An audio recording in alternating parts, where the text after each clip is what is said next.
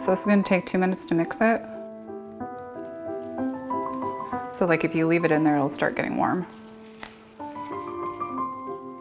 My name is Erin Verda. I'm from Duluth, Minnesota. I've always had kind of creative endeavors, so I've always been involved with theater or some form of arts. In high school, I got into photography. Art never seemed like something practical, you know? So I ended up going towards a business route in college. It was something always in the back of my mind. It was one of those things, I had a little gray box with all my paint supplies in it, and every so often I'd pull it out and I would paint. And it was something nobody really knew I did. I didn't really talk about it. I just, you know, something to do as a stress reliever in college, and then something to do when you started working. And 3 years ago, I started Artful Palettes. I started doing art classes. I saw on Facebook there was a post that they were looking for artists, you know, call for artists. So I submitted, I think in the very last minute, kind of a one-sheet portfolio of some of the work that I've done. And so I submitted that in and was notified that I won, which I was really surprised at first. I thought, oh cool, I'm like a finalist, that's pretty awesome.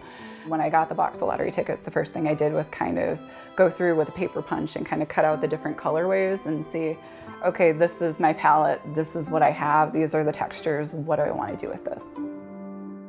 The theme was iconic Minnesota summer. And so for me, being on the water with a kayak, looking at the shoreline, that just kind of seemed like a perfect scene.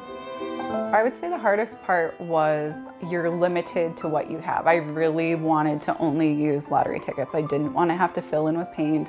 I didn't want to have to use anything other than glue. I purposely avoided working with the pieces that actually scratch off, just because it's kind of frustrating when you think you're working with one colorway and all of a sudden it's purple or it's pink, or, you know, as you get it down on the canvas. I took a star punch, and that's how I got the initial shape for the trees. The water is just one variety of lottery tickets that I used. And then to get the sky, I could only get 3 cuts out of each lottery ticket to make the sky. The next layer, we're gonna do a gloss resin layer on top of that, just to kind of seal everything in and make it nice and shiny and complete. It's the perfect weather for this. It needs to be about 70 degrees.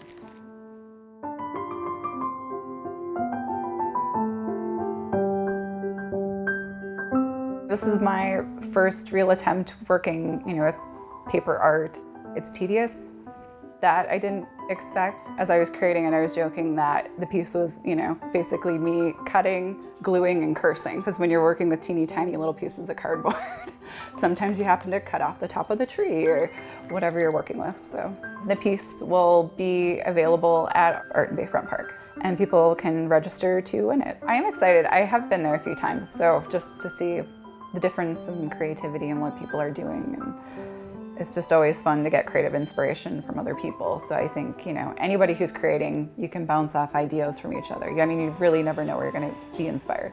I think the important thing is just to create. I mean, that's the biggest hurdle, is that so many people have, you know, their own preconceived notions that they don't even start. So it's just starting and making and creating something. You know, it doesn't matter if it's good or bad. It's really that journey of creation.